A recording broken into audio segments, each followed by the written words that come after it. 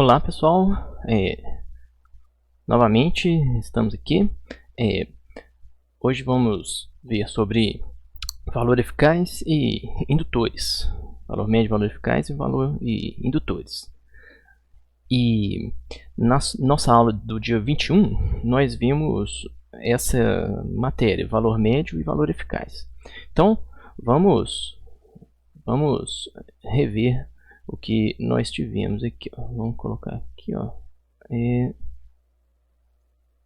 Pronto. Então, continuando na nossa revisão, aqui nós temos o que foi dado na matéria, valor médio e eficaz. Valor médio, média de um sinal em um período, tá? Então, nós vamos ver aqui, vamos colocar aqui uma cor diferente aqui, né? Então nós temos um período implica uma forma de onda periódica, tá? Então a gente tem aqui, ó, uma forma de onda periódica. Qualquer onda, então vai ter um período, tá? E qual vai ser o valor médio dessa forma de onda, tá? Vamos aproximar aqui um pouquinho, tá? Bom, e o valor eficaz seria o valor contínuo equivalente que geraria a mesma potência. Então nós temos dois circuitos, um circuito alimentado com uma fonte contínua e um circuito alimentado com uma fonte alternada. Eu quero que a potência gerada nesse resistor seja igual à potência gerada nesse outro resistor. Então essas potências são iguais. Qual é a potência, qual é a tensão DC que gera o mesmo calor, tá? Então, potência em um circuito de corrente contínua, vocês já viram como é calculado.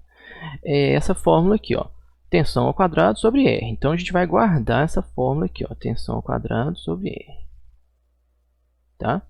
E vai deixar ela quietinha. Agora, para a gente chegar na potência, a gente vai ter que passar pelo valor eficaz primeiro. Por quê? Potência, a definição de potência em sinais alternados é justamente o valor médio, vou chamar de AVG, da potência instantânea naquele determinado período. Então, se aqui a gente tem uma forma de onda de uma tensão, nós teríamos também uma potência correspondente. Vamos dizer que aqui seja 10 volts. 10 volts, e aqui não ficou bom, mas aqui seria o zero, né? Então, é uma chave que liga e desliga, liga e desliga. Qual potência está sendo gerada? Então, se essa tensão estiver sendo aplicada em um circuitinho, né? Então, vamos fazer aqui, ó. Tá aqui. Está sendo aplicada em um resistor. Quando tem tensão, a gente pode falar que a potência é V ao quadrado sobre R. Então a gente teria uma forma de potência aqui, ó, V ao quadrado, né, que seria agora 10 ao quadrado, que é 100, sobre R, que é essa resistência aqui, ó, tá? E aí, quando não tem tensão igual a zero, potência é igual a zero. E depois a gente tem tensão de novo, tem potência de novo. Então, pela definição de potência em ondas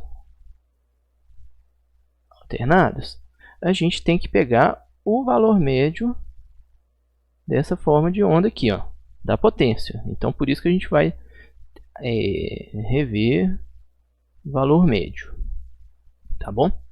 Bom, Então, o que é valor médio? É o valor correspondente à área total dentro de um período. Então, dentro de um período, a gente vai calcular aqui, ó, essa área aqui, tá? E dividir pelo período. Lembrem que potência é dada em watts. Então, se a gente calcular a área aqui, ó, esse eixo aqui, ó, eixo Y, é o watts vezes segundo. Então, a gente vai ter watts vezes segundo sobre segundo. Então, a gente vai ter o valor médio, vai ser também em watts. Tá bem? Bom, então, temos aqui a nossa área total. A área total é fácil de calcular em para uma forma de onda retangular dessa maneira aqui, ó, tá? A gente só calcula aqui, ó. Aqui, ó, no exemplo da aula que eu tinha dado, eu calculei o valor médio de tensão, tá? Aí, o valor médio de tensão aqui, ó, a gente foi ver essa área é 100 vezes 5 milissegundos, né? E então vamos ver a próxima foto aqui, ó. Aí, ó. A área é 100 volts, né? Aqui é 100 volts vezes 5 milissegundos, né? Aí, ó, 500 expoente menos 3 volt vezes segundo, tá? Aí a gente tem a tensão média, seria de 50 volts, tá bom? Bom, mas qual seria a potência média nesse caso?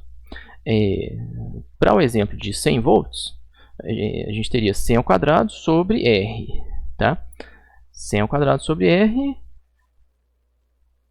que é essa potência vezes o período. Então, aqui, ó, 100 ao quadrado sobre R. Então, nós teríamos aqui, ó, volt quadrado sobre R. Aqui já seria a unidade de watts, tá? Volt quadrado sobre R. Porém, vamos deixar o R aqui, ó, à vista, porque a gente vai ter a oportunidade de cancelar ele mais para frente. Então, ó, essa área tem esse valor aqui, ó. Como o R não está definido, a gente deixou R em aberto aqui, ó. Dividindo essa área sobre o período, 100 ao quadrado sobre R vezes 5, que é metade do período, sobre o período total. Então, 100 ao quadrado sobre R vezes 0,5. Essa é a potência AC, média. E aqui a gente tem a potência DC, que a gente vai igualar as equações. Vamos um pouquinho mais para frente aqui, que eu acho que já tem a resposta aqui, ó. Vamos ver aqui, ó. Bom, então, nós vemos aqui, ó, que potência DC,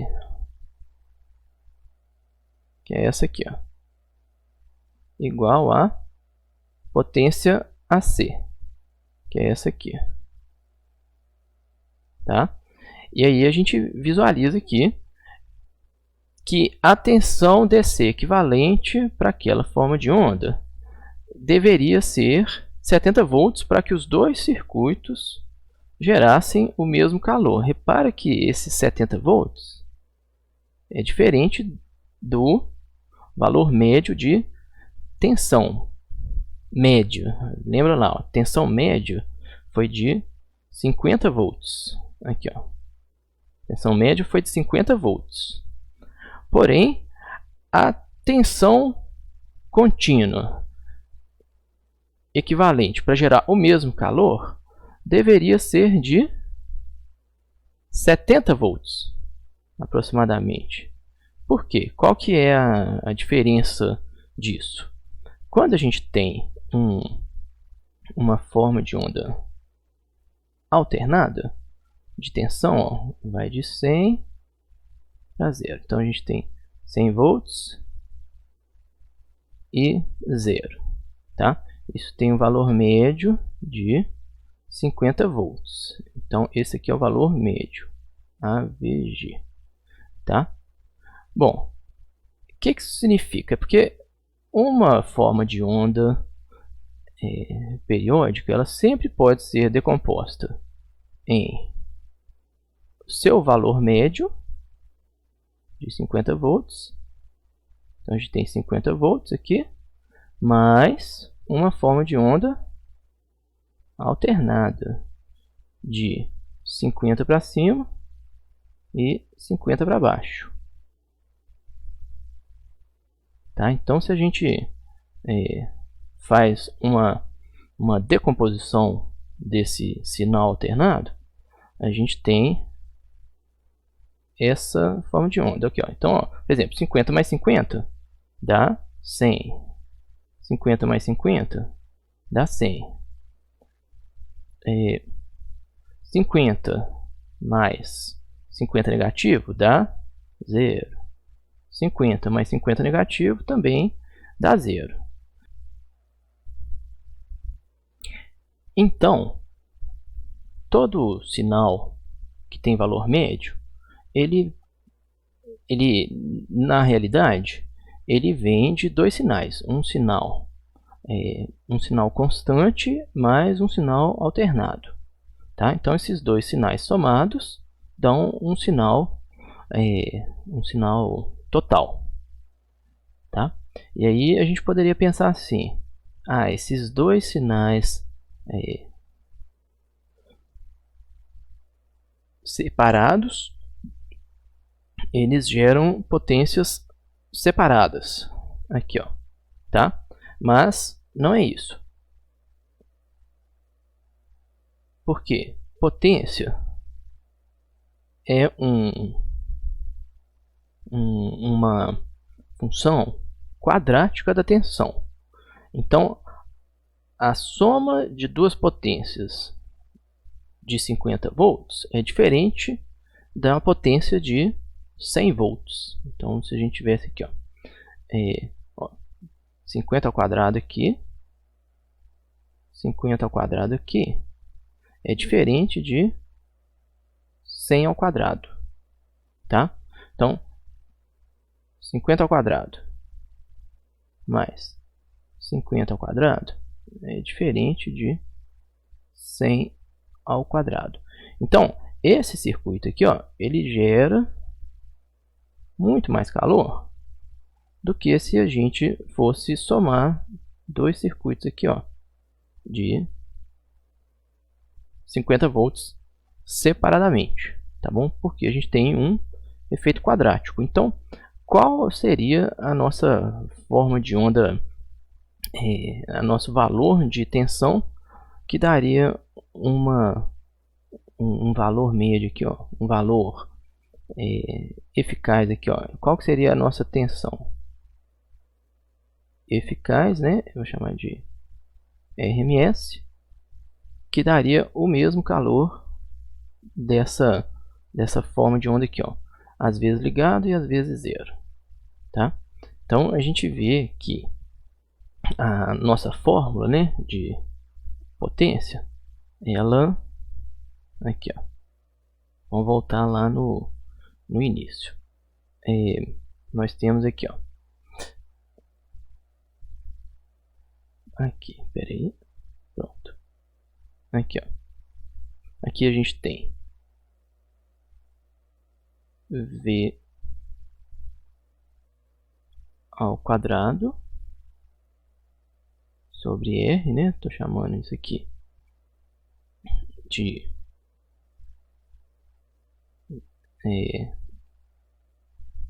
tô chamando esse 100 ao quadrado aqui, ó, nosso V ao quadrado, V, vou falar V da nossa forma de onda AC. Deixa eu ver se aqui, ó, em volts. Vamos pegar aqui, ó. Vamos chamar isso aqui, ó, VPK, né? Olha lá. Opa. Vamos lá.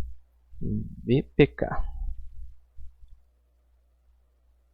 VPK.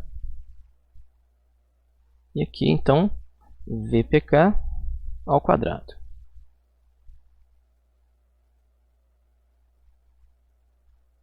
VPK ao quadrado. VPK ao quadrado.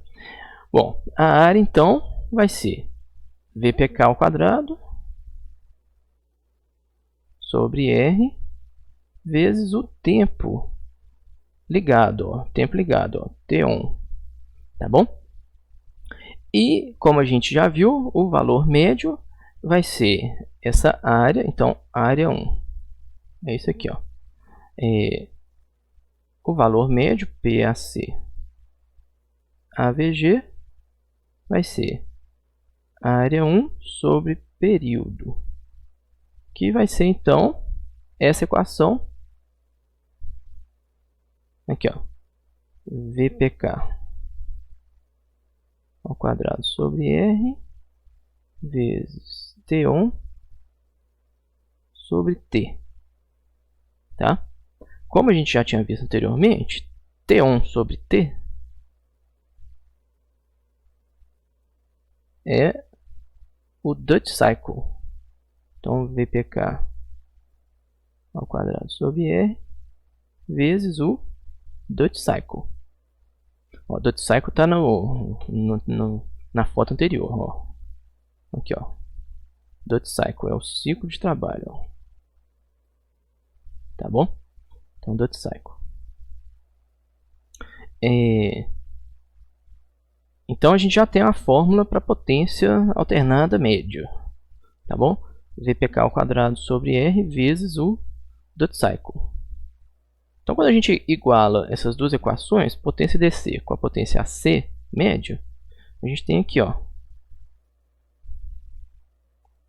PDC igual a PAC média, AVG, VDC ao quadrado sobre R igual a VPK ao quadrado sobre R vezes o Duty Cycle. Então a gente sai cortando R aqui, aí a gente tem VDC ao quadrado igual a VPK ao quadrado vezes D, e aí a gente tem aqui, ó, VDC, tensão equivalente, para dar a mesma potência, né? Então, VDC equivalente, aí seria o nosso RMS, VDC RMS, tá? VDC RMS aqui, ó. Então, teríamos aqui, ó, VDC RMS igual a VPK vezes a raiz do Duty Cycle.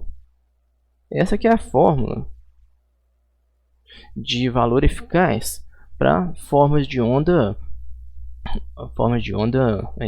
quadradas, tá bom? Então, VPK vezes raiz do Duty Cycle. Observem que é bem diferente da forma de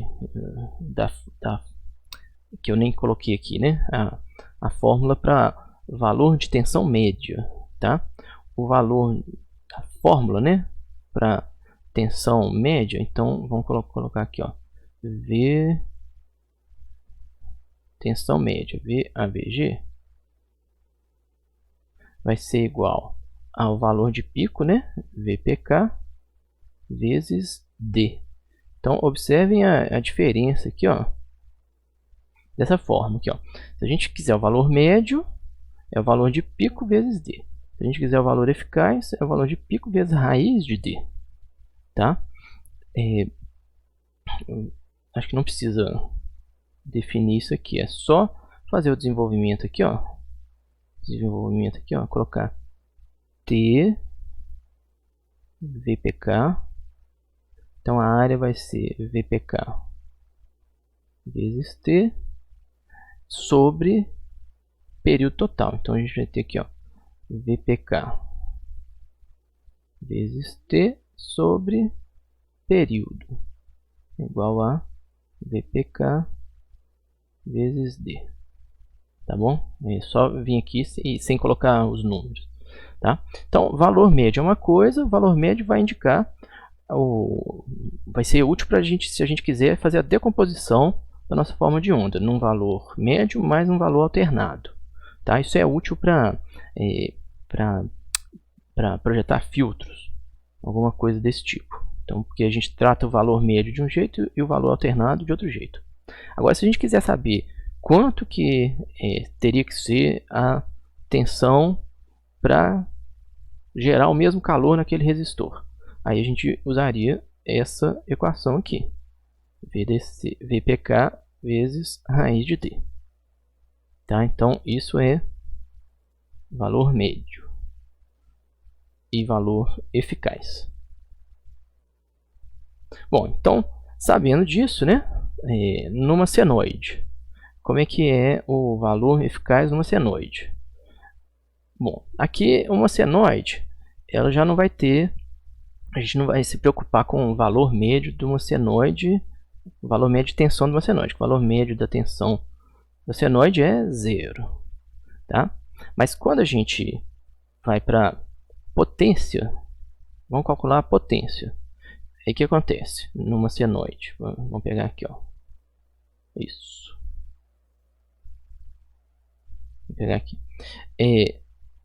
Quando a gente aplica uma tensão alternada numa resistência, aqui, esse ponto positivo está gerando o mesmo calor que esse ponto de pico aqui, ó, negativo. Então, essas potências são iguais aqui, ó. Tanto que a fórmula, o gráfico de potência, ele é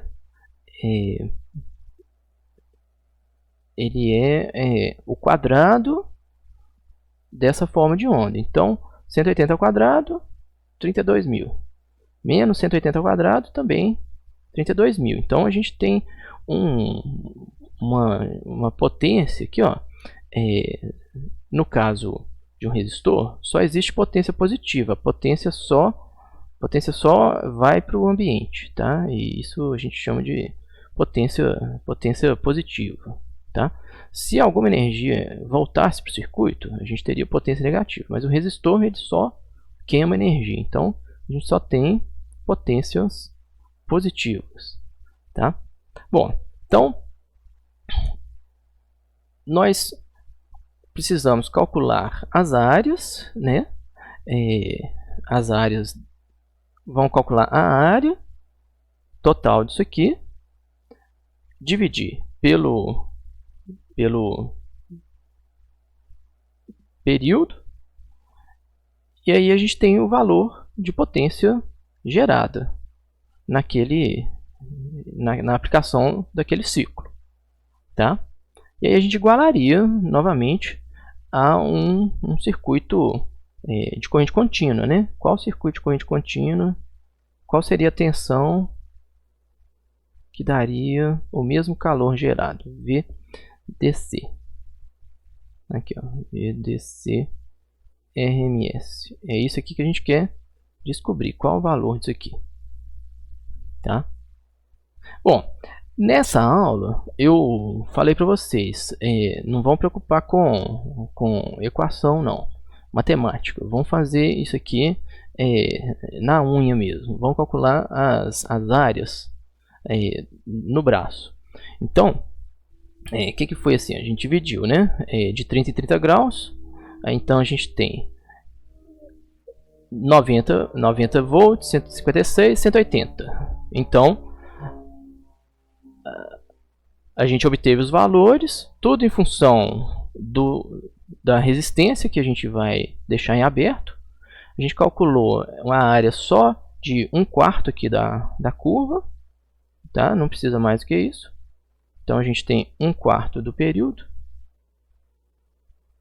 tá? Aí multiplica por 4, aí a gente vai ter a área do período total, tá? Mas aí divide pelo período de novo. aí a gente elimina esse t aqui, ó. Tá bom? Então a gente calculou aqui, ó. Área 1, área 2, área 3. Observem aqui, ó. A gente colocou os tempos aqui, ó. 8100 sobre R vezes... Aqui eu tinha até calculado, né, os tempos, né? 1,2 milissegundos. Cada 30 graus, né? Cadê o cálculo disso aqui, ó? Vamos ver aqui, ó. 1,2 milissegundos. Então, é aquela equação de ontem, né? Tempo igual a θ sobre 360 vezes o período. O período dessa forma de onda aqui, vamos ver. Aqui, ó. Período vai ser... Foi dado 14,4 milissegundos. Cada divisão, ó.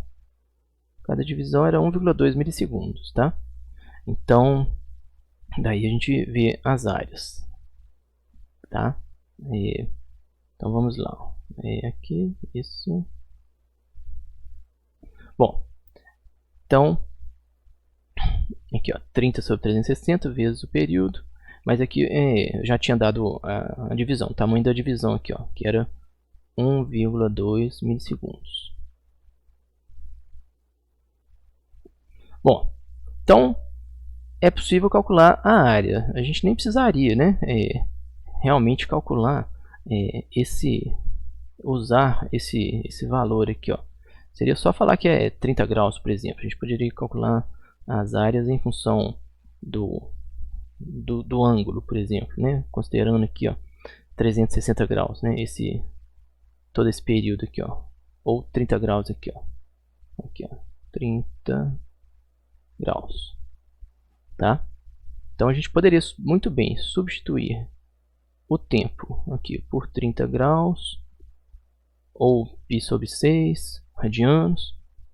Aí na hora de dividir pelo período, se a gente tivesse usado graus, a gente dividiria por 360, que é um período inteiro. 360 graus. Aqui, ó. Se a gente tivesse usado π sobre 6 radianos, a gente teria que dividir por 2π. Mas como a gente usou o tempo, a gente divide por 14,4 milissegundos. 14,4 milissegundos. Tá? Então, somaram a área de 1/4 de período. Deu isso aqui. A área total é 4 vezes esse número. Então, a gente teve esse resultado aqui, ó. Dividindo pelo... Olha só. Reparem aqui, ó. Dividir pelo período. Aqui, ó. Então, aqui foi a área total sobre período. Bom, no próximo quadro, a gente igualou as duas fórmulas, né? Potência DC igual a potência AC, que a gente acabou de achar, tá? E isso deu raiz de 16.200, que dá 127 volts, tá? Bom, isso, se a gente analisar, é justamente a fórmula mais conhecida por vocês, né? Tensão de pico sobre raiz de 2. A gente poderia chegar nessa fórmula de uma forma matemática. Até comecei aqui a fazer, né? Vou colocar aqui, ó. Como é que seria isso? A gente pega a equação VAC, vou até aproximar aqui um pouquinho. Qual que é a descrição da nossa tensão? VAC de T é igual a VPK cosseno de ômega T. Vou considerar o ângulo de fase igual a zero, que é indiferente, tá? Para essas contas. Então, a potência AC no tempo é igual a VAC ao quadrado de T sobre R, que é igual a VPK ao quadrado sobre R cosseno ao quadrado de ômega t. Bom, o valor médio disso aqui, ó, primeiro a gente tem que calcular a área, né? Então a área, isso aqui, ó, daria aquela equação, aquele gráfico que a gente já viu, né? Que tem 32.000 aqui, ó, 32.000. Qual é o valor médio, a área disso aqui calculado matematicamente? É justamente a integral disso aqui. Então a área disso aqui, ó, vou pegar a área então só de um semiciclo aqui, ó. Então a área matematicamente seria isso aqui, ó. Vou chamar isso aqui de área 1. A área 1 é igual a integral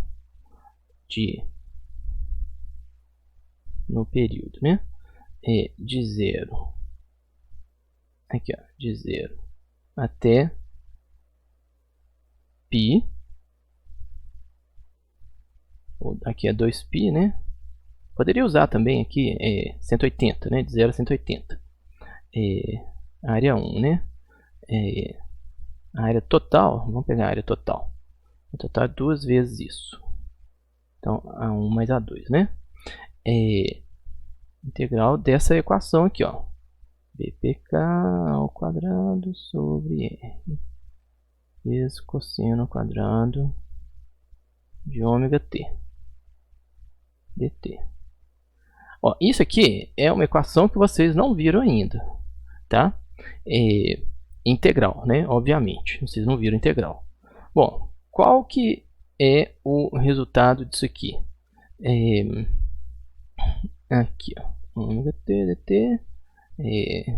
Opa, fiz aqui tá certo. Esse daqui, ômega t, a gente substituir depois. O resultado disso aqui, ó, dessa área, seria justamente, deixa eu pegar aqui, cadê? Deixa eu pegar o resultado direto aqui, ó. Aqui, ó, ppk ao quadrado. Deixa eu ver se eu fiz a área total aqui, ó. Isso. ppk ao quadrado sobre R aqui sobre R vezes π sobre 2, tá? Então já tem uma equação aqui, ó. O valor médio, então, ó, o valor médio PAC médio AVG.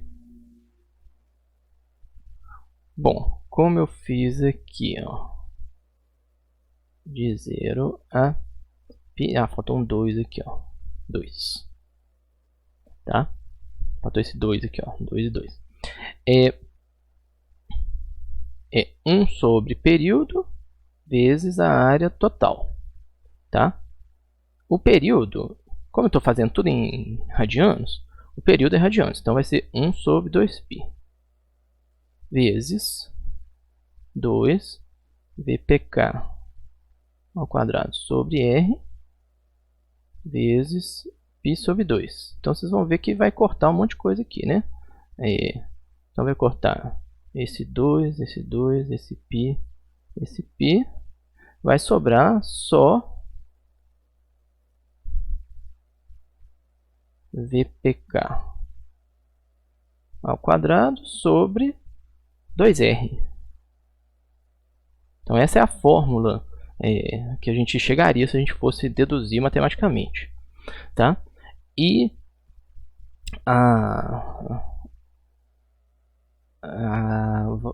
agora a gente tem que igualar, né?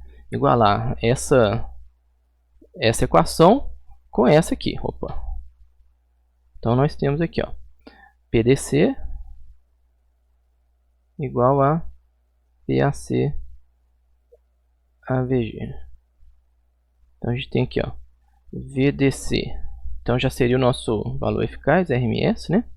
Ao quadrado sobre R igual a VPK ao quadrado sobre 2R. Aí a gente corta e corta. Corta e corta.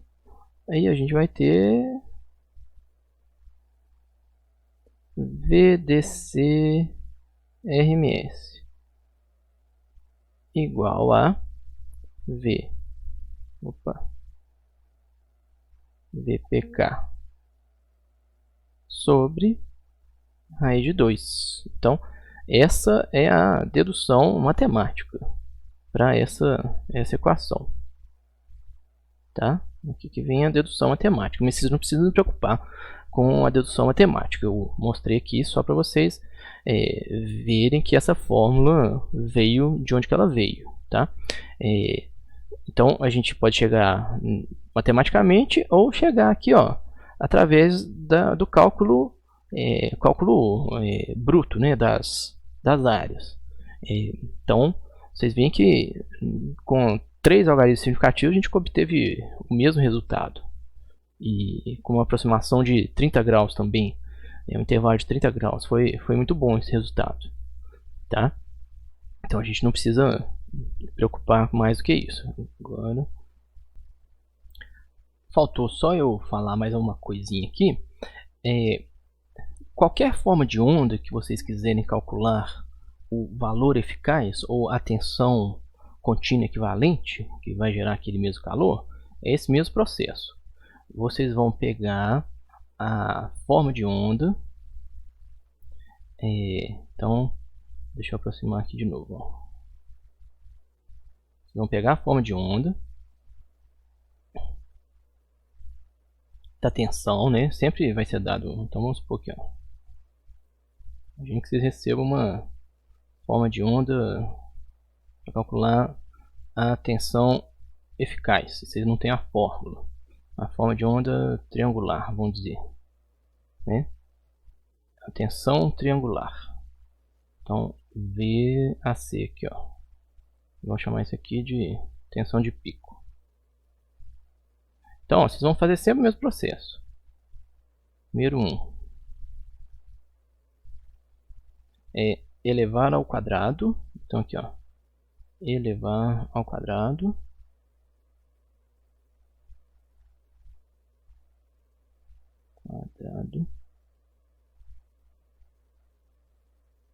aí a gente vai ter aqui, ó, uma forma de onda sempre positiva, né? Então aqui vai ser VAC ao quadrado sobre a resistência, tá?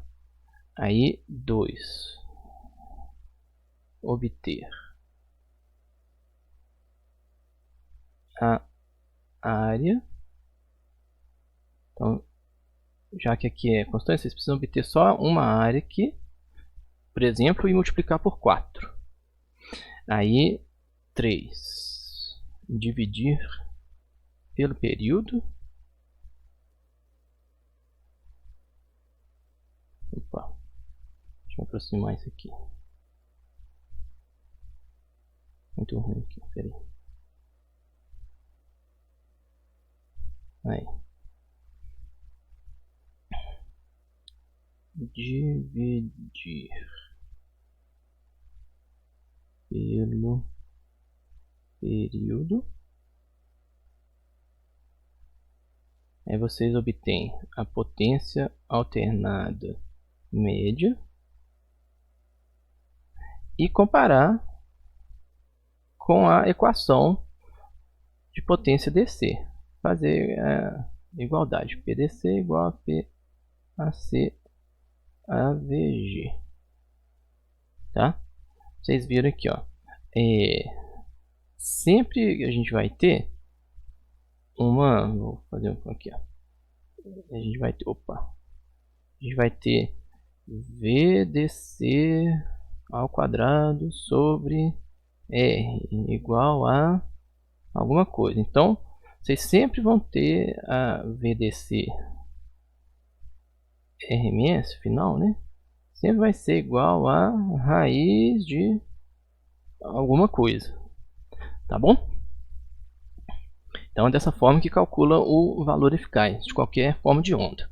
Como vocês não aprenderam integrais, e mesmo que tivesse aprendido, a integral é uma ferramenta limitada, a gente não consegue fazer integral de todas as formas de onda, vocês eventualmente teriam que fazer o cálculo da área manualmente ou computacionalmente, né?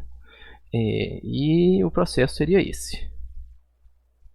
Então é isso, gente.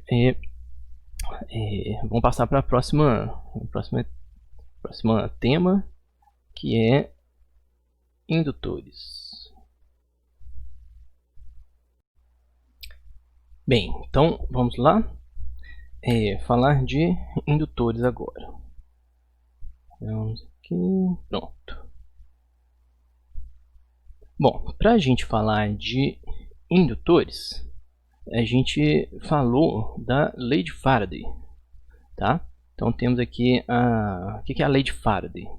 É a tensão induzida em uma espira quando um fluxo varia nessa espira. Aqui, ó, tensão induzida em uma espira quando o campo magnético varia no tempo. Importante falar aqui, né? Definir, né? Fluxo é justamente o campo magnético, tá? Quando a gente falar campo magnético, as linhas de campo magnético, a gente está falando do fluxo, tá? Representado pela letra Φ. Aqui, ó. Φ. Nossa, peraí. Opa. Passei.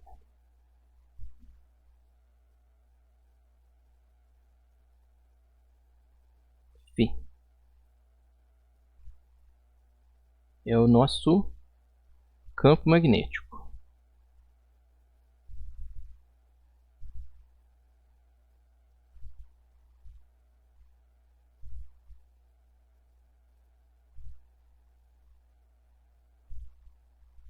Então, de forma geral, quando a gente falar campo magnético, a gente está falando o Φ. Bom, então quando tem um campo magnético passando por uma bobina e variando, ocorre a indução de uma tensão. Então aqui tem um gráfico de campo magnético variando. Então, ó, quando o campo magnético está crescendo, a variação é positiva do campo magnético, a gente tem tensão induzida positiva. Quando a gente tem campo magnético constante, não variando, a tensão induzida é zero. Ou seja, se a gente trouxer um ímã, né, colocar um ímã aqui, então a gente traz um ímã, coloca um ímã aqui, norte-sul, e deixa ele parado aqui, ó, não vai ser induzida nenhuma tensão, tá? Mas se a gente aproxima esse ímã e afasta, então aqui a gente está afastando, o campo está diminuindo, a gente vai gerar tensão negativa na bobina, tá bom? Então isso pode ser visto como a inclinação dessa curva aqui. A unidade do fluxo Φ, a gente vai ser o volt vezes segundo. Volt vezes segundo. Isso aqui é bem importante, é a primeira unidade que a gente vai usar. De onde que vem isso? Se a gente pegar essa equação aqui, pode ser qualquer essa equação da lei de Faraday, né? Que é a principal aqui, ó. Se a gente pegar o fluxo, o que vai ser o fluxo? Bom, a gente tem a equação da lei de Faraday. E igual a delta V sobre delta T. Bom, em notação matemática, a gente teria uma notação aqui, ó, delta φ sobre delta T é a derivada de φ dt, tá? Justamente a derivada, ó, inclinação d de dt do fluxo, tá? Bom, se a gente resolve isso aqui para o fluxo, a gente tem aqui, ó, a diferencial do fluxo é igual a E vezes a diferencial do tempo. Para resolver essa equação, a gente precisaria de integral. Vocês não vão usar integral agora, né? Mas, usando integral dos dois lados, integral de diferencial do fluxo é igual a integral da tensão no tempo. Essa equação daria alguma coisa do tipo aqui, ó. Fluxo é igual a tensão vezes o tempo. E isso daqui tem a unidade volt vezes segundo, tá? Que é o que a gente vai usar aqui. Volt vezes segundo, tá? Lembrando, volt vezes segundo também é chamado de Weber, WB, tá? Então a gente tem aqui, ó, é o Weber, em homenagem ao cientista Wilhelm Weber, cientista físico alemão. Ok. Bom, também para falar de indutores, a gente tem que falar de circuitos magnéticos, tá? O que seria um circuito magnético? Seria uma analogia com o circuito elétrico. Então, da mesma forma que a gente tem uma tensão, uma fonte de tensão elétrica, a gente vai ter uma fonte de energia magnética, tá? Força FMM, força magnetomotriz, tá? Uma força magnetomotriz, ela não gera campo magnético sozinha, ela precisa de um meio para passar, né? Então, igual a tensão ela não gera corrente se não tiver uma resistência onde possa passar essa corrente. Então, é um meio, tá? Então, aqui a gente tem então a possibilidade de existência de um fluxo. O fluxo só vai existir efetivamente se houver um caminho para ele passar, tá? E esse caminho a gente vai fazer uma analogia com a resistência.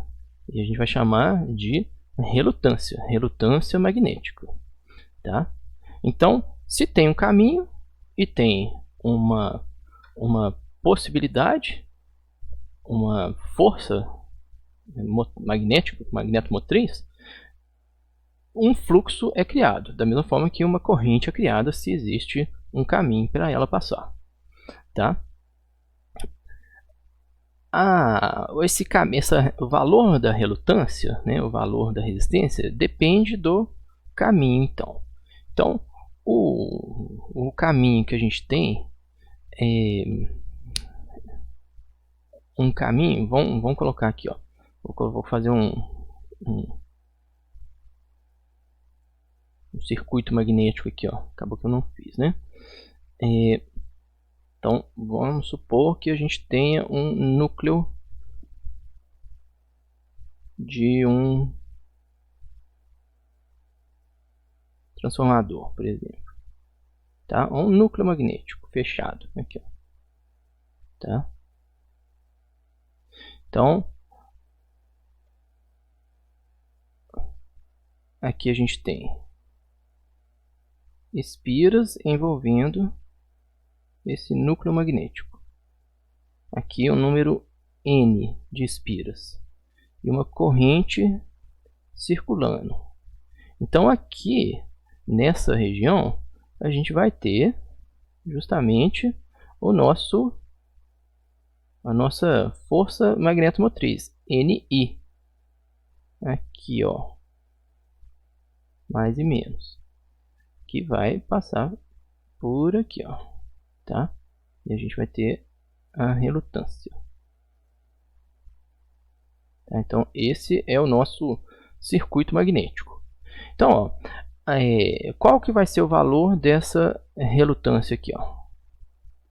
Essa relutância vai depender do comprimento L do circuito magnético, tá? Então, quando a gente receber uma informação, o comprimento do circuito magnético, vamos supor, um circuito magnético aqui que tem,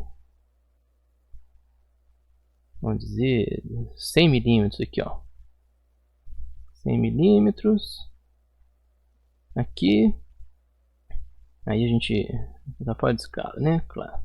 Aí vamos dizer que tem 80 milímetros aqui, então vai ter 90 milímetros aqui, ó, 90 aqui, ó, 90, tá bom?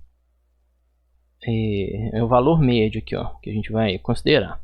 Então vai ter 90, 90, 90, 90. 4 vezes 90, 360 milímetros. Então esse vai ser o comprimento do caminho magnético, o L, né? L igual a 360. Aqui a gente tem também a área da seção. Ou seja, todo o núcleo magnético ele vai ser composto vai ter uma seção. Então a gente tem aqui, ó, o núcleo magnético. A gente pegar uma parte dele aqui, ó, tá? O fluxo vai passar por aqui, ó, no meio do núcleo, né? Então essa parte aqui, ó, vai ter uma área, é a área da seção do núcleo aqui, ó. Então se a gente vê aqui, ó, nosso núcleo aqui, ó, tá vendo? Aqui. Então é a área da seção. E a permeabilidade, ou seja, seria a resistividade daquele, ou a condutividade daquele núcleo, tá? Se o núcleo conduz mais fluxo, ele é mais permeável. Se ele conduz menos fluxo, ele é menos permeável. Isso é análogo à resistência. A resistência de um fio depende do comprimento dele, depende da condutividade do material e da área da seção, tá bom? Normalmente, em vez de a gente falar condutividade, a gente fala resistividade, que é o inverso da condutividade. Mas para ficar analogia direta aqui, a gente está usando condutividade. Então aqui, ó, Mi, né? Letra grega aqui, ó, escreve mu, mas fala Mi. Permeabilidade magnética, a propriedade do meio que indica a facilidade, ou a condutividade do fluxo naquele meio. Bem, o meio inicial que a gente vai considerar é o ar ou vácuo, tá? E o ar vai ter a permeabilidade menor de todas, e a permeabilidade vai ser dada por esse valor aqui, ó, 4π vezes 10 a menos 7. Então todos os materiais vão ter permeabilidades maiores que a do ar. Por isso, a permeabilidade do ar ou do vácuo é chamada de permeabilidade zero. E sempre que vocês receberem um valor de permeabilidade, vocês vão receber o valor relativo. Então, quantas vezes a permeabilidade do aço é maior do que a permeabilidade do ar? Então, o aço tem a permeabilidade 1000 a 5000 vezes maior que a permeabilidade do ar. A ferrite é de 200 a 2000 vezes maior que a permeabilidade do ar. Isso implica em algumas coisas interessantes, né? O ar tem permeabilidade, isso quer dizer que mesmo se não houver um caminho magnético, bem delimitado, se a gente tiver só o ar aqui, ó, o ar vai permitir a formação de algum algum fluxo, algum campo magnético, tá? Isso é diferente de fazer passar corrente pelo ar, né? Vamos dizer, a corrente ela é mais bem comportada que o campo magnético. O campo magnético passa pelo ar, é pouco, mas passa. Uma corrente elétrica ela não passa pelo ar. Claro que para valores muito elevados de tensão, a gente acaba tendo um caminho pelo ar. Mas aí a resistência do ar, assim que começa a passagem, que é o arco elétrico, né? Assim que começa a passagem de corrente, a resistência do ar diminui, porque começa a ter efeitos de ionização. Então, é diferente o processo de passagem de corrente elétrica pelo ar e passagem de campo magnético pelo ar, tá? Mas a gente considera que a corrente elétrica não passa pelo ar, enquanto que o campo magnético a gente considera que passa pelo ar. Pouquinho em comparação com aço e ferrite, mas passa um pouco de campo magnético, tá? Quanto às unidades, então a gente já sabe que o fluxo tem a unidade de volt vezes segundo. Aqui, ó. Cadê? Vamos ver. Cadê? Opa. Aqui, ó. Volt vezes segundo.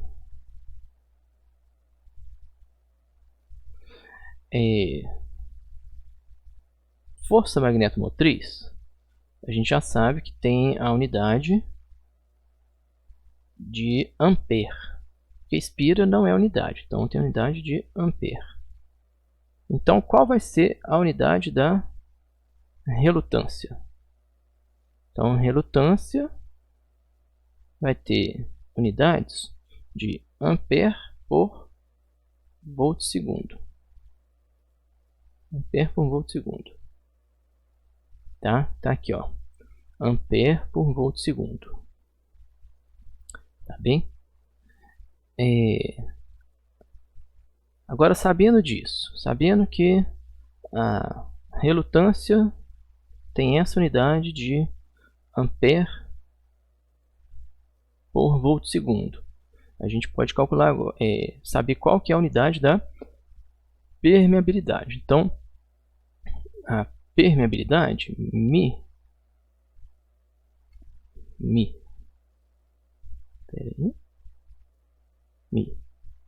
vai ser igual a relutância embaixo vezes área sobre L. Então a gente vai ter ampere sobre volt segundo vezes metro quadrado sobre metro. Então aqui são as unidades, né? Então cancela aqui e aqui, sobra ampere vezes metro sobre volt segundo. Então, ampere vezes metro sobre volt segundo. Aqui, ó. Deixa eu ver se a gente tinha anotado. Ampere vezes metro, volt segundo vezes ampere sobre ampere vezes metro. Então, é a unidade da permeabilidade. Tá? Vamos seguir em frente. E só lembrando aqui, né? Acabou que eu não falei, mas o cálculo do fluxo, que é o análogo da corrente, né?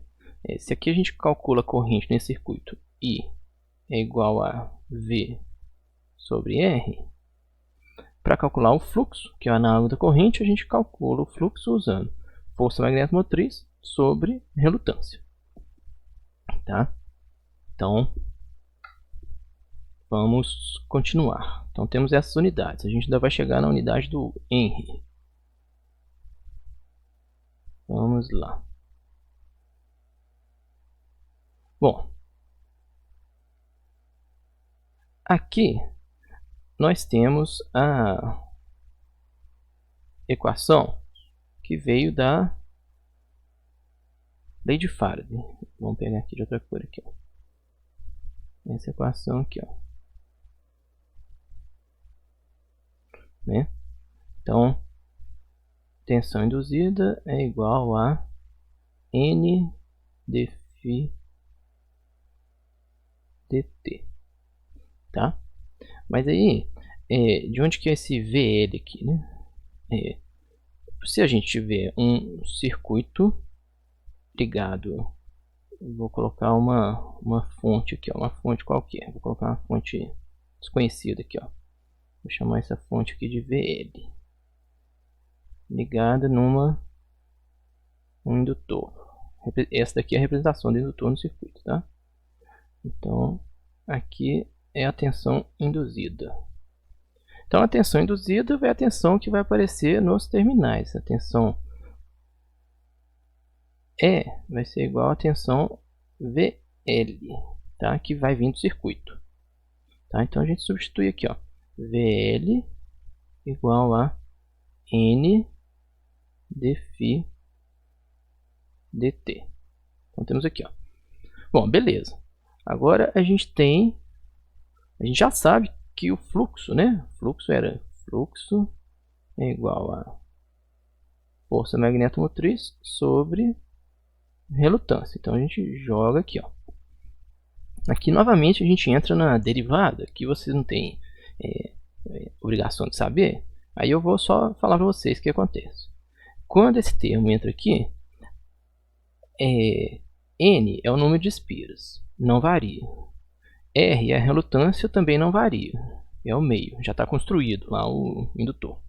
Então, o que não varia, a gente pode tirar para fora da derivada. Então, a gente tira para fora da derivada. Vai ficar N vezes N sobre R. E aí a gente vai precisar calcular a derivada somente da corrente. Ou seja, como que a corrente varia. E esse termo que ficou para fora, aqui, ó, N2 sobre R, é justamente o que a gente vai chamar de indutância, tá? E considerando que a nossa relutância ela tem unidade aqui, ó, ampere sobre volt segundo, então a gente vai ter aqui, ó, 1 sobre ampere sobre volt segundo igual a volt segundo sobre ampere. São as unidades, né? Que é igual ao nosso Henry. Também em homenagem a outro cientista. Então vamos aqui, ó. Então a indutância. Indutância é número de espiras ao quadrado sobre a relutância. Então a gente pode falar que a relutância aqui, ó, é um parâmetro geométrico, tá? É o número de espiras e o caminho e a permeabilidade e a área por onde o fluxo passa, tá? Mas a gente vai ver também que a indutância é também aqui, ó, deixa eu pegar aqui, ó, aqui, deixa eu por aí, indutância, eu tinha escrito aqui para ficar bom para vocês, aqui, ó.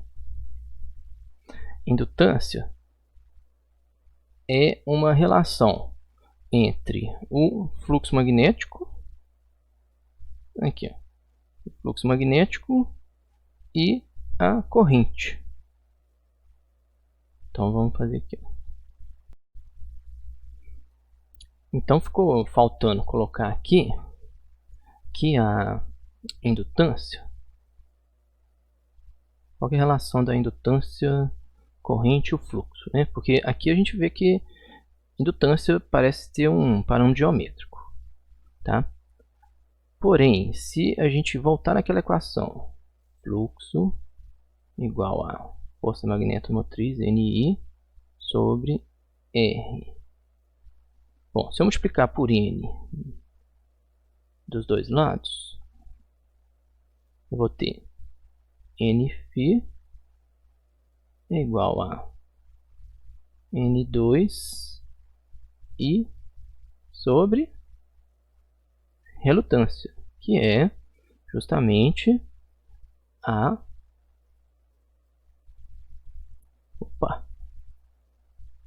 indutância. Aqui, ó, esse termo aqui, ó, é a nossa indutância. Então, Nφ igual a Li. Aqui, ó, Nφ igual a Li. Então, indutância, aqui, ó, Nφ é o campo magnético total. Se a gente tiver muitas espiras, a gente vai ter mais campo magnético, tá? Então,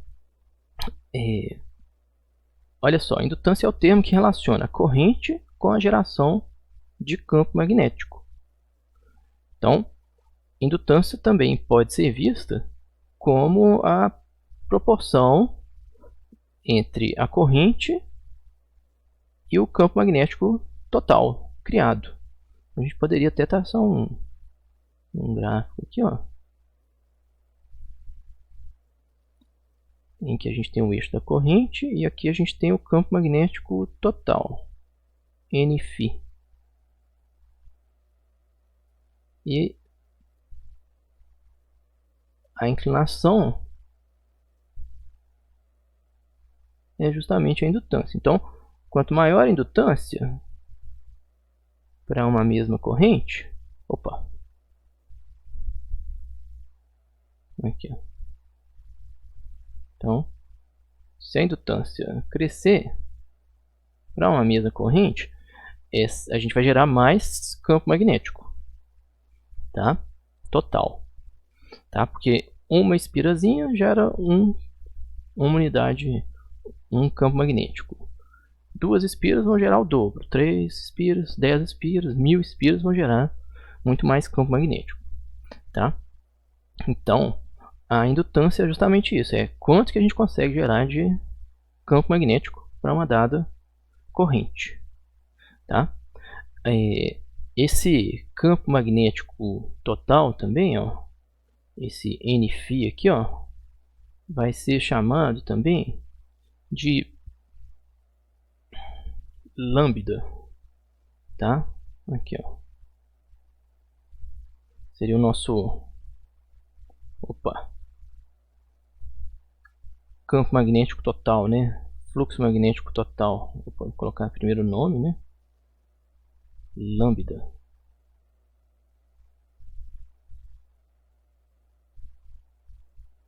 Seria o nosso campo magnético total.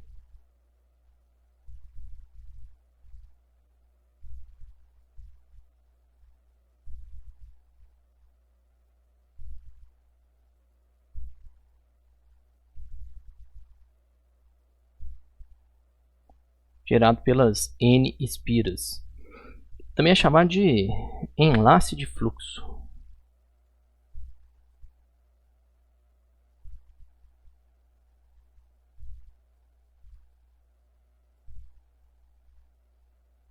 Tá? Unidades é dada também em Weber, que é N número de espiras vezes Weber. Tá? Número de espiras não tem unidade, né? Por que é chamado de enlace de fluxo? A gente pode também falar que para um determinado fluxo que atravessa a bobina, quanto corrente vai ser gerada, tá? Então, quanto que aqui, ó. Então,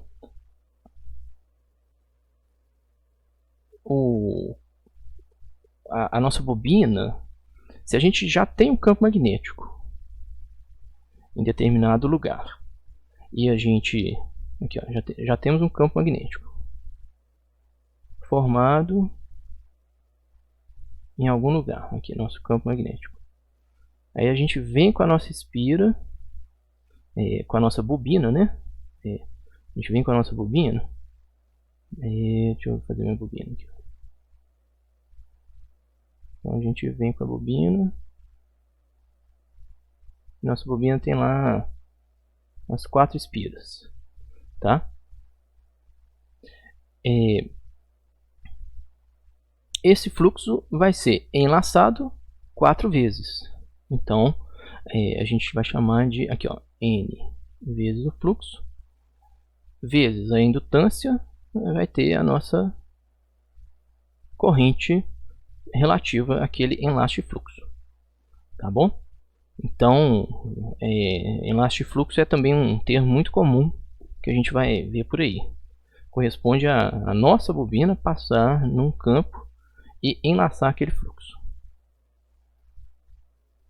Bom, então vamos para o próximo aqui, ó. Então, do ponto de vista de circuito, né, a gente tem aqui, ó, voltando na lei de Faraday. A gente sempre volta na lei de Faraday, né? VL igual a N dφ dt. E substituindo aqui, né? Ni sobre R. Aí a gente vai ter igual a, que a gente já fez, né? Vai ficar L di dt. Aqui, vamos ver no slide anterior. Aqui, ó.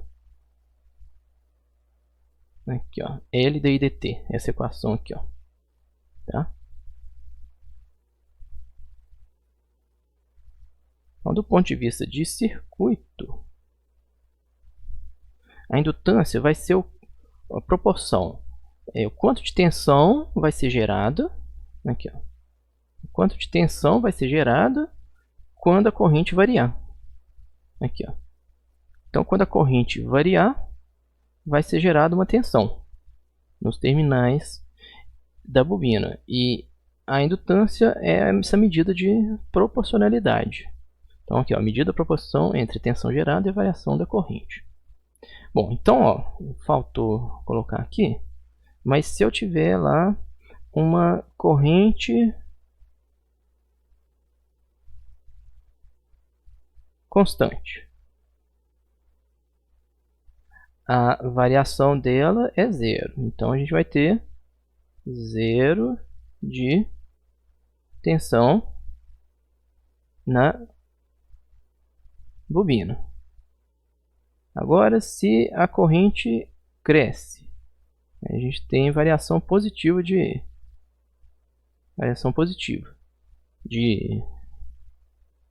corrente. Então a gente encontra aqui, ó, aqui a tensão VL, né? Então a gente vai encontrar uma tensão nos terminais da bobina. Aí a corrente cresceu e estabilizou. Opa. Cresceu, estabilizou, né? Aqui. Cresceu, estabilizou. Então assim que a corrente estabilizou, a tensão também virou 0.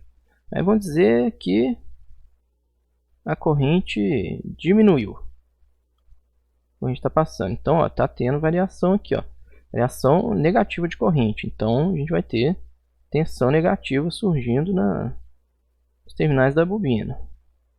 Tá bom? E assim que estabiliza aqui. Bom, e uma coisa interessante, né? Se a corrente variar instantaneamente, aqui, ó, inclinação infinita. O que é que isso corresponde? Isso corresponde a uma tensão infinita também nos terminais do indutor. Ou seja, como que a gente consegue variar a corrente instantaneamente no indutor? Só se a gente aplicar uma tensão infinita no indutor, ou seja, na prática a gente não consegue fazer essa variação de corrente instantânea no indutor, tá? a gente só consegue fazer variações suaves. Por exemplo, a gente não coloca tensão no indutor, a corrente permanece. Vamos dizer que não tem perdas de energia, né? Aí a gente quer fazer crescer a corrente. A gente aplica uma tensão, aí a corrente cresce de forma suave. A gente tira a tensão, a corrente permanece. Aí a gente coloca a tensão negativa, a corrente decresce. A gente só consegue fazer variar instantaneamente se a gente colocar tensão infinita. Qual que seria uma variação que a gente tentaria fazer? Por exemplo, o indutor está com um determinado nível de corrente aqui. Aí eu quero desligar o circuito. Desligar o circuito significa fazer parar a corrente naquele circuito. Então, a corrente estava lá, eu quero zerar a corrente aqui. Como é que eu faço isso? Como é que eu zero a corrente num circuito? Eu abro a chave do circuito, tá? Eu forço a corrente para zero. O que o indutor vai responder? Ele vai gerar uma tensão, às vezes, de milhares de volts. E esses milhares de volts vão aparecer lá no seu circuito e vão sair queimando tudo. Então a gente tem que tomar cuidado no indutor quando a gente força a corrente a variar nele. O indutor responde fazendo a variação, criando uma tensão muito alta, porque na verdade o que está acontecendo? A gente viu aqui, ó, que a gente viu aquela equação, né? Nφ igual a Li, tá? Então, corrente e fluxo são praticamente a mesma coisa do ponto de vista matemático. Só a diferença entre eles é só duas constantes, né? L sobre N, tá? Então, se você variou a corrente instantaneamente, significa que você variou o fluxo instantaneamente. Mas lembrando da lei de Faraday, tensão igual a N dφ dt.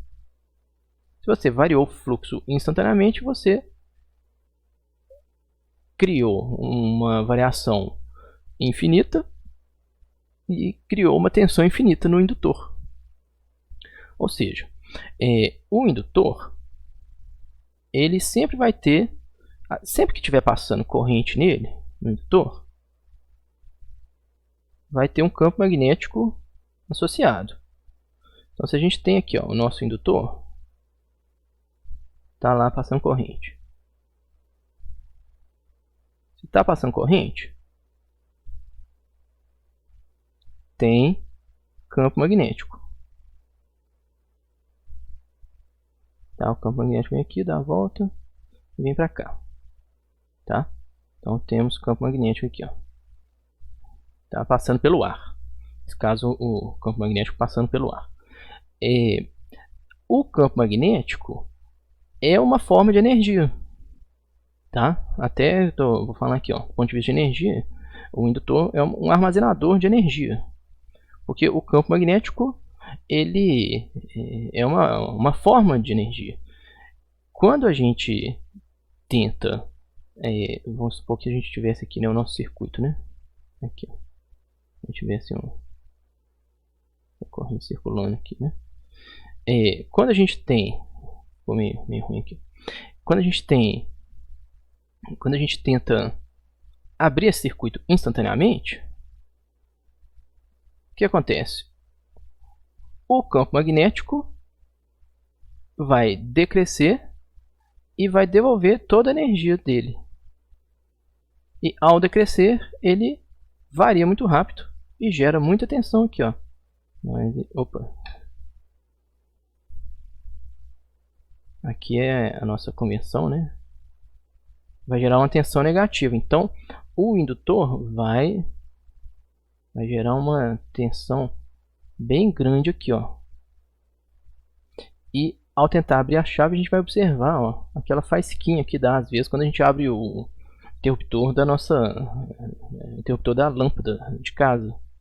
Se vocês já viram isso acontecer, tem que estar bem escuro, né? Aí você abre o interruptor, aí você vê uma pequena faísquinha de nada assim, às vezes até um barulhinho, né? É justamente as indutâncias, os campos magnéticos armazenados, que você está tentando frear de uma vez bruscamente, e eles estão devolvendo energia. E para forçar aqui, ó, a corrente a não cair tão bruscamente, tá? Qual que é a forma de minimizar isso? Às vezes a gente põe um diodo aqui, ó, em antiparalelo.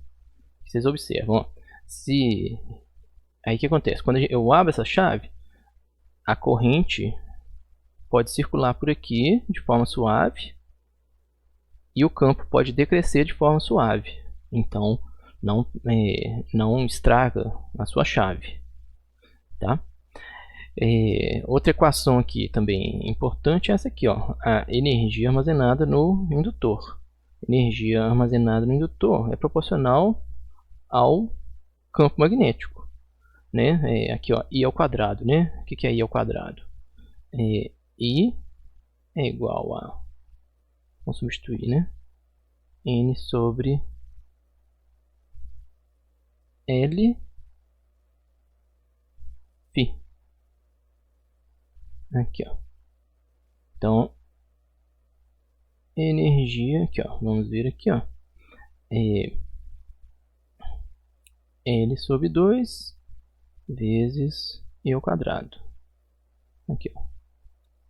L sobre 2 vezes N ao quadrado sobre L ao quadrado vezes o fluxo ao quadrado.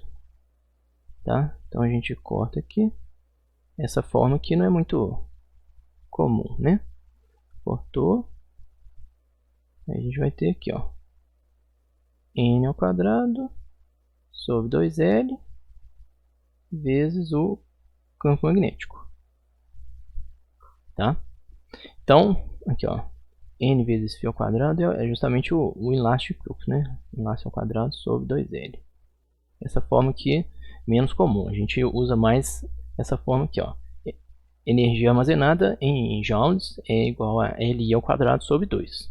Vocês veem aqui também, né, que é o campo magnético ao quadrado. Bom, então quanto maior a indutância, maior a energia acumulada. Então, indutores são componentes bem peculiares do nosso dia a dia, e esse que é o funcionamento deles, a teoria deles. O próximo componente que a gente vai ver são seus capacitores, tá? E depois, quando a gente aplicar tensão senoidal no indutor, o que vai acontecer? Bom, pessoal, então vou pedir para vocês fazerem as atividades e enviarem a avaliação didática também. E passada essa semana de revisão, aí a gente começa com conteúdos novos. Então até a próxima. Amanhã eu mando mais um vídeo, ok? Então até amanhã. Tchau, tchau.